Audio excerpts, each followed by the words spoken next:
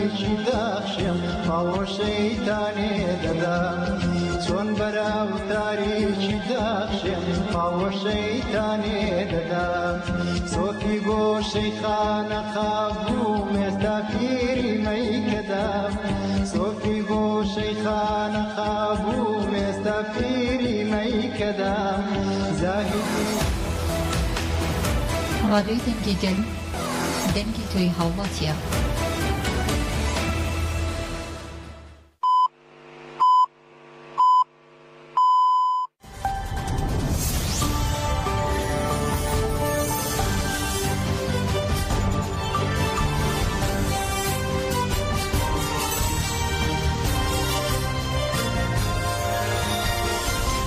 لەرکە بیسەرمانن سڵاوتان لە بێم کاتتان باش بەڕێزان بەرمەتی هاوکارانم هەواڵەکانی ئەمڕۆ پێنجشەمە 28 دیسەمبەری 2023 تان پێشکەشەکەین بیسەرمان بن.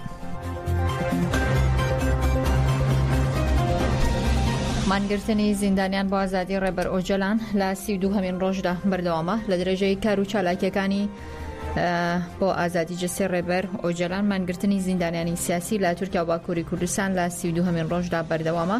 زیندانیانی سیاسی لە زیندانەکانی باکووری کوردستان و تورکیا لە چارچوبەی هەڵمەتی ئازادی بۆ ڕێبەر ئۆجەلان چارەسەری سیاسی بۆ پرسی کورد مانگرتنیان لە خواردن دەست پێ کردو. چالاکیەکە لە ڕۆژی 32هەمیندا بەردەوامە. مانگرتن لە خواردن لە 27 تشرینی دۆمەکو بەشێک لە هەڵمەتی ئازادی بۆ ڕێبەر ئۆجەلان چارەسەری سیاسی بۆ پرسی کورد دەستی پێ کردو ئابڕێرە تاوەکو 15 شوباتی 2024ش بەردەوام بێت.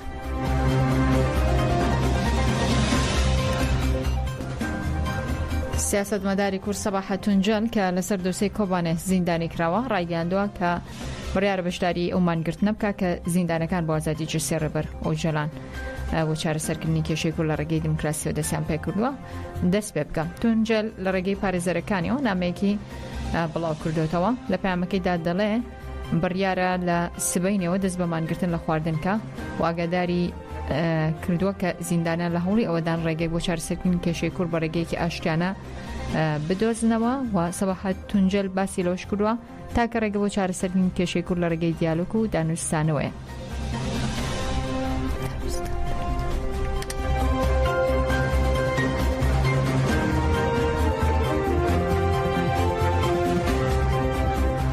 خۆبەرەوەری ئاماری هێرشەکانی دەوڵەتی تورک بۆ سەر ڕۆژ ئاوای کوردستان بڵاو کراوەتەوە. ئیدارەی خۆبەرەوەری ئاماری هێرشەکانی 26 کانونی یەکەمی دەوڵەتی تورکی بڵاو کردەوە تا ئێستا 38 هێرش بە فڕۆکەی بە فڕۆکەوان و چەکی قورس بۆ سەر سنوورەکان جام دراوە. ئیدارەی خۆبەرەوەری باکوور ڕۆژهەڵاتی سووریا دەڵێ دەوڵەتی تورک بەردەوامە لە هێرشە دڕندانەکانی دژ بە گەلەکەی لە باکوور و ڕۆژهەڵاتی سووریا بۆ بردومانکردنی ناوەندە استراتیژیەکان و ژێرخانی هەرێمەکان و ناوەندە خزمەتگوزاریەکان و دەوڵەتی تورک جارێکی دیکە باسی لەوە کردووە کە ڕۆژی 26 مانگە چەندین ناوەندی مەدەنی و خزمەتگوزاری بردومان کردو بە پێی ڕاگەنراوکە 18 هێرش بە فڕۆکەی بە فڕۆکەوان و چەک 20 هێرش بە چەکی قورس لە هێرشەکەدا کارگە کۆمپانیا بێناسازی وەزگێکی شەمەنەفەر و کۆگای گەنم و بەگشتی 6 ناوەندی بردومان کردووە و ماڵی دوو هاوڵاتی بردومان کردووە دەخاڵی پشکنینی هێزەکانی ئاسایشی ناوخۆش لە جەزیرە و کۆبانێ بردومان کراوە.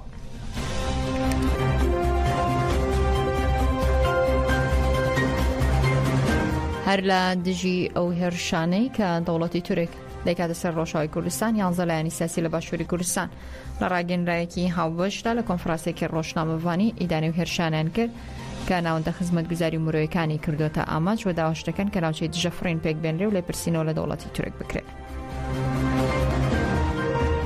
بەبەر چاوی ڕایگشتی جیهانی و بە بەکارهێنانی هەموو جۆرە چەکێکی ڕێگە پێدرا و قەدەغەکرا و بە چەکی ناتۆ و ئەو ناوەند و هێزانەی بەناوی مرۆڤ و دیموکراسیەتەوە قسە دەکەن گەلەکەمان جینۆساید دەکەن خاکمان دەسووتێنن لە ڕێگای هێرشی زەمینی و ئاسمانیەوە لە هەر کوێک بۆیان دەکرێت هێرش و پەلامار دەدەن ئەوانیش لە بەرامبەریدا بێدەنگ و کەڕ و لاڵن بێگومان لە ڕۆژاوی کوردستانیش بەردەوام ئەم دوژمنە بێدین و فاشست و ترسنۆکە لە هیچ شتێک دەستی نەپاراستەوە لەلایەک پشتیوانی گروپی چەتە و توندڕێی بەکرێت گیرایی خۆیەوە و لەلایەکی درەوە بە بردومانی زەمینی و ئاسمانیەوە داگیرکردنی خاکی کوردستان درێژە پێدەدات. لەم ڕۆژانشدا دیسان ئەم دەوڵەتەی داگیرکەر و فاشستە هێرشەکانی خۆی چڕتر کردوێتەوە و دەستی کردووە بە بردومانی هەرەمەکی و بەهۆیەوە چەندین هاوڵاتی سڤیل بوونەتە قوربانی و شەهید و بریندار بوون. هێرشەکانیان بۆ سەر ژێرخانی ئابووری ڕۆژاوای کوردستانە ناوچە ئابووریەکانی وەک پاڵاوگەی نەوت و وێزگەی بەرهەمێنانی کارەبا و چیمەنتۆ و بەندا و تەنانەت هۆڵی زەماوەندیش لە هێرشەکانیان بێبەش نەبوون. دیارە دەوڵەتی تورکیا بەم هێرشانە دەیەوێت بەردەوامی بدات بە سیاسەتی جینۆسایدکردنی گەلی کورد و هەڵۆشانەوەی سیستەمی خۆسەری باکوور و ڕۆژهەڵاتی سووریا و بەهێزکردنی گروپە تیرۆریستەکان و زیندوکردنەوەی میساقی میلی. لەم هێرشانەی ئەم چەند ڕۆژەدا نزیکەی 20 هاوڵاتی شەهید و بریندار بوون. هەر بۆیە ئێمە ئەم حیزبولایەنانەی لە خوارەوە ناومان هاتووە لەلایەک ئیدانەی توندی کار و کردەوە ترسنۆک و نائینسانی و نادیموکراسیانەکەی دەوڵەتی تورکیا دەکەین و داوای یەکڕیزی لە هێزولایەنە سیاسەکانی کوردستان و شەقامی کوردی دەکەین.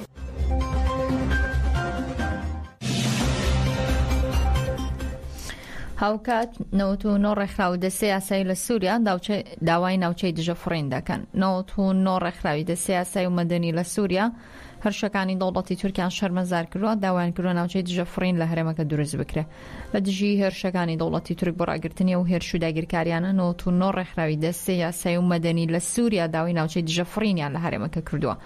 لە بانگوازنامەیەکدا ڕێکخراوەکە ئاماژەی بۆ کردووە دەوڵەتی تورکیا هێرشێکی درڕندانی بۆ سەر هەرێمەکان دەست پێ کردووە و هەموو یاسا و پێوەرە نێودەوڵەتیەکانی پێشێل کردووە. زیانی گەورە گەشتۆتە ناوەندە تەندروستی و خزمەتگوزاریەکان و ماڵ و موڵکی تایبەت و گشتی هەرێمەکە. هەروە چەندین هاوڵاتی شەهید بوون دەیان هاوڵاتی دیکەش بریندار بوون. ڕێکخراوەکانم داواکاریانە دەخەنە بەردەم نەتەوەی گرتوەکان تەواوی دەستە و دامەزراوەنی و دەوڵەتیەکان ئاسمانی هەرێمەکە لە بەردەم هێرشەکانی دەوڵەتی تورک دابخرێ هێزەکانی دەوڵەتی تورک لە خاکی سووریا دەربچن و باس داوایان کردو کۆمیتێک بۆ لێکۆڵینەوە لە تاوانەکانی دەوڵەتی تورک بۆ سەر هەرێمەکە بکەوێتە کار و پێکاتەکانی باکوور ڕۆژهەڵاتی سووریا و دامەزراوەکانی دژی هێرشەکان بوەستنەوە.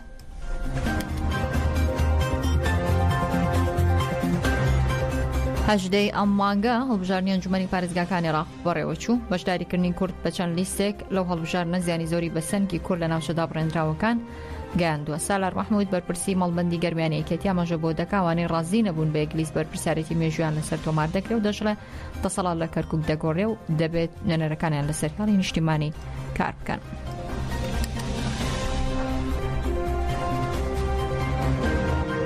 ئێمە بانگەوازی ئەومانە کرد کە بە یەکلیستی بچینە پرۆسەکەەوە. ئەگەر یەکلیست بووین ئێمە بە تایبەتی لە کەرکووک پارێزگاری کەرکووکمان بە بێ ئەم لا ئەولا بردەوە. بەڵام ئەوانەی کە ڕازی نەبوون یەکلیست بین بەشێک لە بەرپرسیارەتە مێژووەکان ئەبێ لەسەر تۆمار بکرێت. ئێمە سوپاسی هێزە نیشتیمانی و نەتەوەیەکانەکەین کە لەگەڵ یەکێتی نیشتیمانی هاوسۆز بوون و هاوکار بوون. بەشێک لە سەرکەوتنی یەکێتی نیشتیمانی هەندێک دەنگی نیشتیمانی بوو کە توانی هاوکار بێ و لە ڕاستیدا یەکێتی لایەنگری پێکەوە کارکردن و پێکەوە ژیانە لە ناوچە کوردستانەکانی دەرەوەی هەرێم لایەنگری یەکڕیزی نیشتیمانیە و لایەنگری تەباییە. ئێمە هەوڵە دەین لە ئێستەوە بۆ ئایندە ئەوەی پێویستە بە مەسەلەی خاک مەسەلەی نیشتیمان زیاتر داکۆکی لێسەر بکەین چی لە ڕێگەی دەستورەوە بێت چی لە ڕێگەی ئەوە بێت کە خزمەتگوزاری باش بگاتە هاوڵاتیان و نوێنەرەکانمان خزمەتێکی جیاوازتری ئەو ناوچانە بکەین. دەسەڵات لە کەرکووکە گۆڕین و ئێستاکە لە پرۆسەی گۆڕانکاری داین. یەکێتی نیشتیمانی لەگەڵ ئەوەیە لە کاتی خۆشیدا بۆ کوردستان هەڵبژاردننی پەرلەمانی کوردستان بکرێت. ئێستا ئێمە ئامادەکاریەکەین بۆ خۆسازدانەکەین بۆ هەڵبژاردننی پەرلەمانی کوردستان.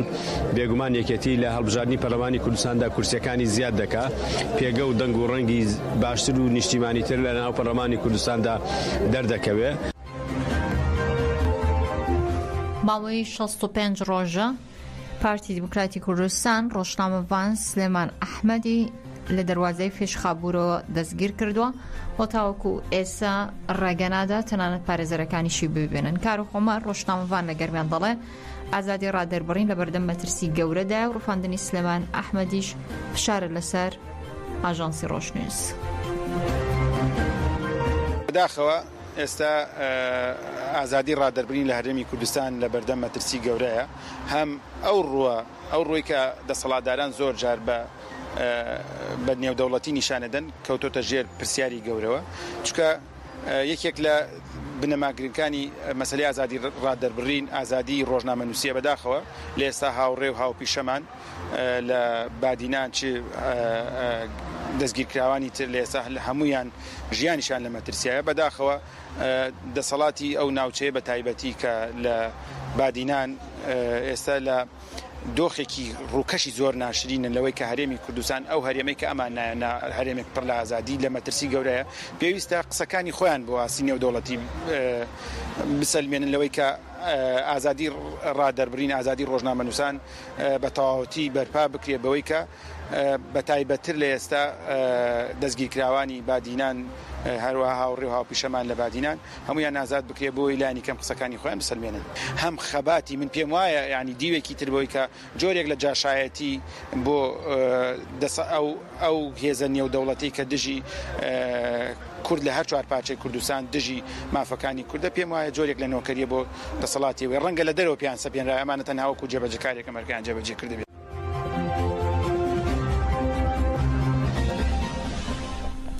ڕێکخراوی مافی مرۆڤێران ڕایگەاندووە سەمیرە سەبزیان کە ماوەی 10 ساڵە لە زینداندا لەلایەن ڕژەمی ئێرانەوە لە سێدارە درا و دەژڵێ سەمیرە قوربانی توندوتیژی خێزانی بوو و ئێستش قوربانی ئەو ڕژەمێ. ڕێکخراوی مافی مرۆڤێران کە بنکەکەی لە وڵاتی نەرویجە ڕایگەاندووە کە سەمیرە سەبزیان ڕۆژی 20 کانونی دۆم لە زیندانی غەزل حەسار لە شاری کەرەجی پایتەخت تێران ببورن لە شاری کەرەج لە سێدارە دراوە.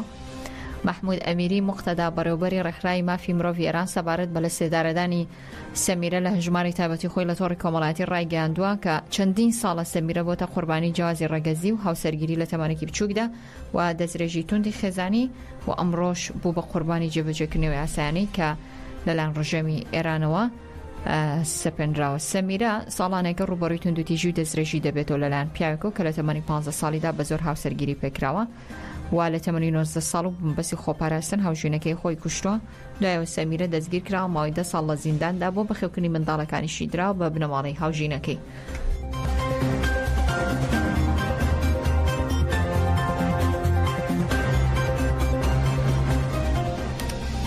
پنتاگۆن بڵاوی کردێتەوە گروپە چەکدارەکانی سەر بە ڕژێمی ئێران 106 هێرشیان بۆ سەر هێرزەکانی ئەمریکا لە عێراق و سووریا ئەنجامدا. وەزارەتی بەرگری ئەمریکا پنتاگۆن لە ڕاگەیەنراوێکدا بڵاوی کردوتەوانەیە کە لە حەڤەی تشرینی یەکەمەوە گروپە چەکدارەکانی سەر بە ئێران 106 هێرشیان لە ڕێگەی موشک و فڕۆکەی بەفڕۆکەوانەوە بۆ سەر هێرزەکانی ئەمریکا لە عێراق و سووریا ئەنجامداوە.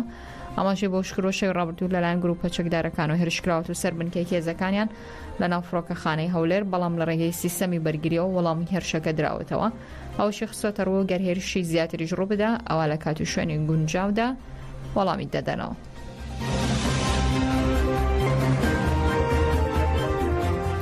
وتەبێژی وەزارەتی دەڕەوەی عێراق وەزارەتی ناوخۆی عێراق لە سەرەتای ئەم ساڵەوە دەڵێت 14857 کەس بە تۆمەتی بازرگانی و بەکارهێنانی مادەی هۆشبەر دەستگیر کراون. مێغداد میری وتەبێژی وەزارەتی ناوخۆی عێراق لە کۆنگرێکی ڕۆژنامەوانی داباسی لەوە کردووە کە وەزارەتەکەیان توانیوێتی لە ماوەی ئەم ساڵدا 65 چەتەی لە سەرەتاسەری وڵاتدا بکوشرێ، هەروەها 5589 کەسی دیکەش بە پێی مادەی 4 تیرۆ دەستگیر کرێ. ئاماژەی بۆش کراوە لە ماوەی تەنیا ئەم ساڵدا 14857 کەس بە تاوانی مادەی هۆشبەر دەستگیر کراون کە 140 بازرگانیان یاخود بازرگانانی نێودەوڵەتین و ئەوشی خستۆتە ڕووکە هەوڵەکانی هێزە ئەمنیەکان بەردەوام دەبێت بۆ دەستگیرکردنی سەرجەم و کەسانی کاری ناسای ئەنجام دەدەن. ڕاپڕۆسیانەکانیشان بەردەوام دەبێت بۆ دەستگیرکردن و کوشتنی ئەندامانی داعش لە سەرتاسەری عێراقدا.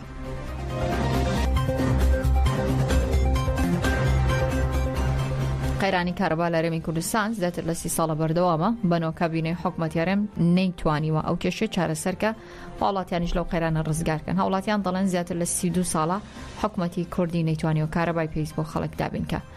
پامنێری ڕۆشنووس شۆتە ناو بازاری شارچکەی خورماڵی سەر بە پارێزگای هەڵەبجە کە یەکێکە لە ناوچانەی بەدەست بێکاریەوە دەناڵێنێ و پرسیاری لەباری دۆخی کارەبا لەو شارچکەی کرۆ. هەوڵاتیانی ناوچەکە باس لە خراپی دۆخی ژیانیان و کارەبا دەکەن. 6 کاتژمێر کارەبامان هەیە بە بەردەوامی لە سەعات 5 ئێوارە 6 ئێوارێتەوە 12 شەوە بڕێ زۆر کات. یعنی ئەمە وەزع نییە ئەم خەڵکی تایە بەزیدی ئەگەێڕنەوە کە سەردەمی باعث شەڕی عێراق و ئێران بۆ چەند کاتژمێرێکیش کارەبا بەسەریەکۆ نەبڕەوە. ینی کارەبای پێویست دراوە بە خەڵک، بەڵام ئێستا لەم ڕۆژگارە و لەم سەردەمەشە تا دوای 32 ساڵ ێسش ناتوانن کارەبای پێویستون بە خەڵک.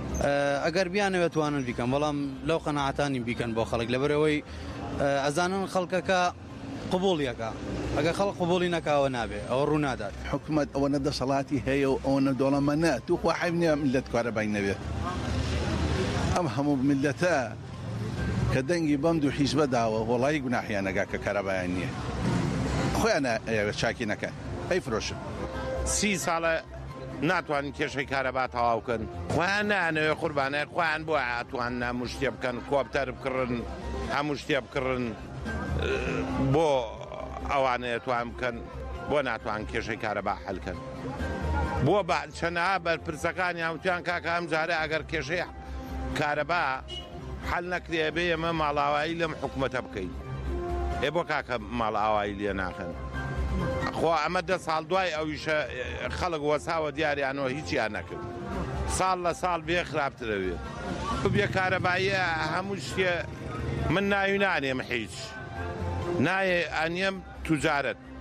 کارەباکانمانە فرۆشنەوە مووسڵ و دیالە و منتیقا عەرەبیەکان نایدەنەوە خۆمان.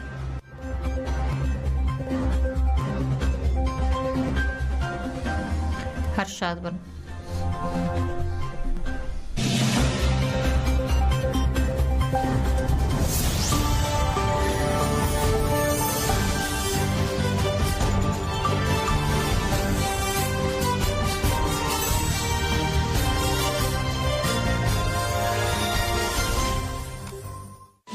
بکشتنه ام ناقدر هر یک جمعه حوسده گوتی مروانی اومده حلب چه درسم آمدم ودی کوکم قد ناتوم به آگره شورش دکوم